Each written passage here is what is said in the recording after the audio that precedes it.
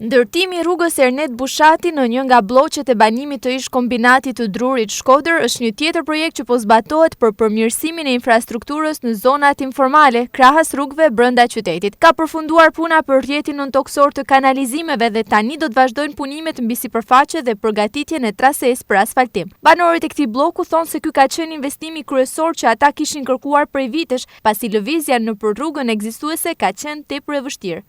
Është e nevojshme shumë, kem qenë si peshini, që ka qenë me uje, me gret, me posa. 25 vjetë a ma shumë jena pëthoj se një loj, rruga me uj, me kështu, ka pas nevoj me ushtrua.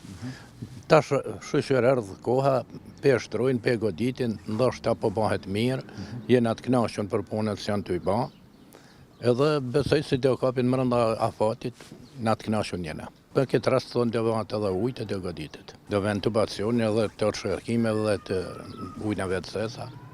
Thamë se do bëhat mirë.